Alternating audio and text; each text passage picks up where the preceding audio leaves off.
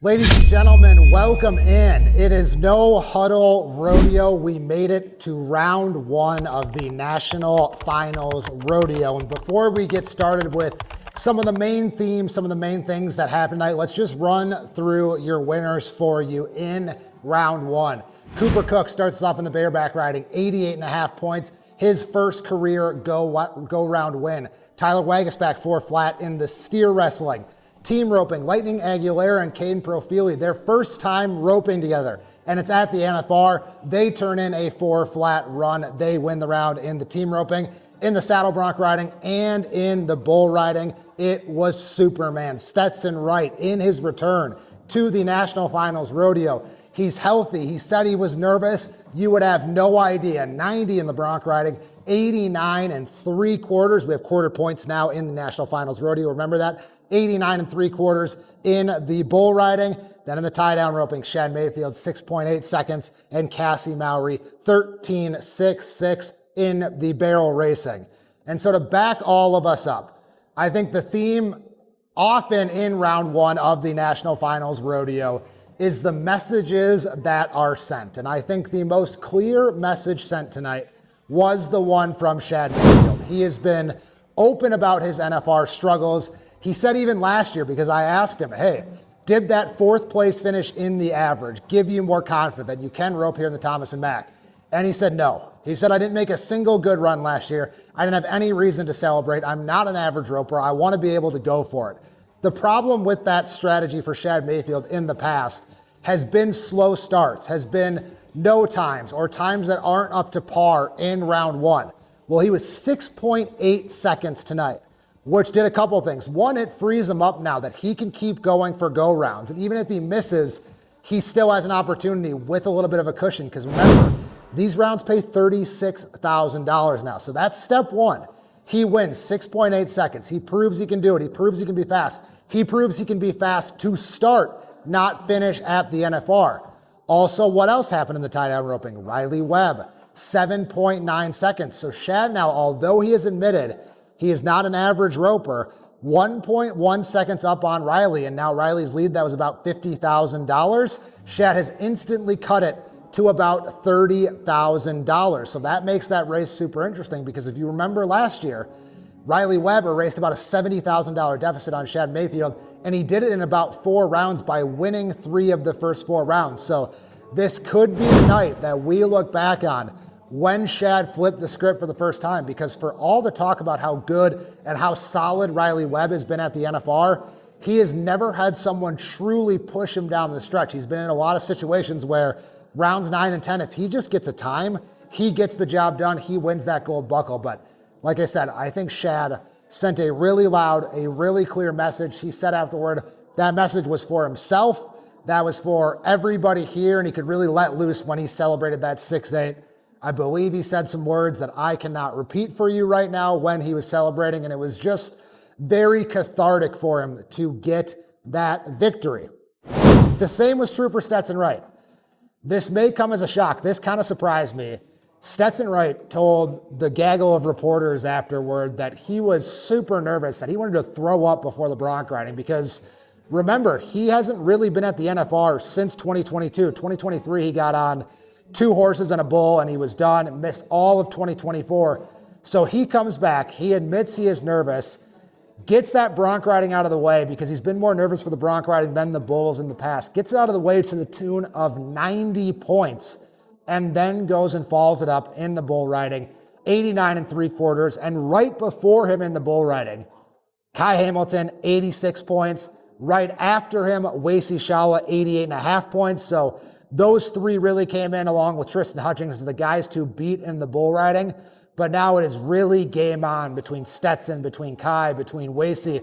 And we talked to him about it afterwards. I asked him, what do you make of this bull riding race? And he just had a big smile. He's like, we're all buddies, and I want nothing more than to go into round 10 and just know it is me, Kai, and Wacy. And he said, seeing Kai Hamilton ride that bull really fired him up. And he thinks the same was true for Wacy Shala, who really stepped up in the clutch, because I had been one to say it. I'd given a couple stats. I wasn't sure how Wacy Shala could keep up with the big guns at the NFR. I think he proved a lot too, being the last guy out, seeing Stetson go 89.75 right before him, and he follows it up second place, 88.5 points. They are in a dead heat in the bull riding.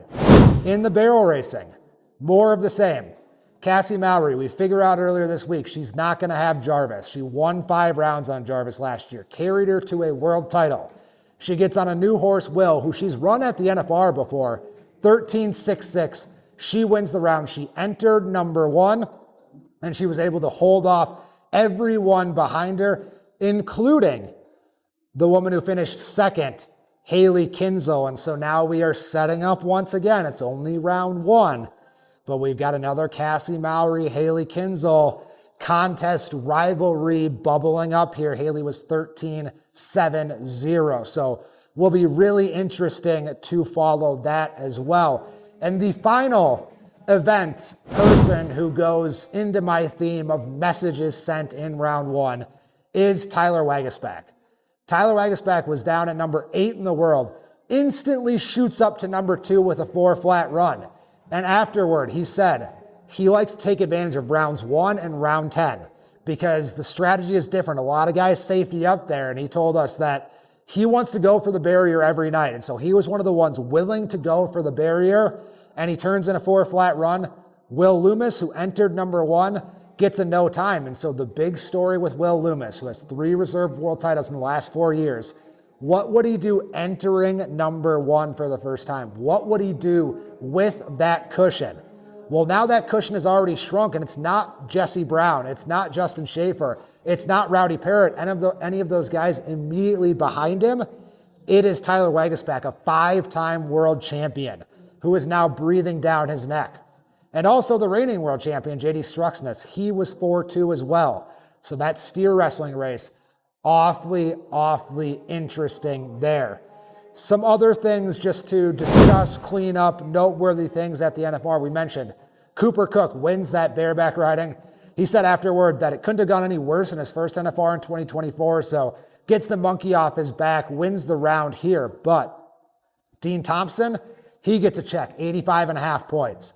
Bradley Miller, 86 points. They both looked really confident, made really good spur rides. Rocker Steiner, 82.25 points. He does not get a check, so still a big lead, but Bradley Miller was a guy closing in on him. Jess Pope, another guy who got a check, 86 points. He was third. So a lot of the guys, Bradley Miller, like I said, Jess Pope, Dean Thompson, a lot of those guys behind Rocker, they get an early payday. Rocker does not. In the saddle bronc riding, Stetson Wright wins it. That's big for Stetson Wright. He can move up really fast from number 12 where he started, but everything kind of stays the same there because Ryder Wright, Zeke Thurston, they're both 87 points. And then Cade Bruno and Brody Wells, they're 3rd and 4th, and they were the guys who came in 5th and 6th there after the Ryder Wright, Damian Brennan, Dawson Hayes, Zeke Thurston. The next crop right behind them was Cade Bruno and Brody Wells. If they both get another 3rd, 4th place check again, they're right there in that world title race. But saddle bronc riding, the state of play is mostly the same. And before we go, we got to talk a little team roping. The guys in 14th and 15th on the head and heel side, or on the heel and head side respectively, are the guys who win the round. Lightning Aguilera and Kane Profili had never roped together. They teamed up for the NFR, so they get the win. But also, Driggers and Nagara get a leg. Egaskis and Lord miss. Wade and Thorpe miss. So Andrew Ward and Jake Long able to take advantage a little bit of that opportunity. They were hanging out on the 7-8 range, more toward the middle of the pack. They now are joining that world title race as well. Again, Driggers and Nagara, no money. They entered number 1. So that is your round 1 for the most part. I feel like I didn't even breathe during that. That's how excited we were. So I promise I'll slow down next time. But that is everything that you need to know, everything that happened. We will continue throughout the NFR after every single round. Bring you the recap, bring you everything you know. So subscribe here to No Huddle Rodeo, but this has been our round 1 recap. We made it. Share it with everyone you know. We are back tomorrow for round 2. Thank you for joining us on No Huddle Rodeo at the NFR, live from the Virgin Hotel here on US Cowboy.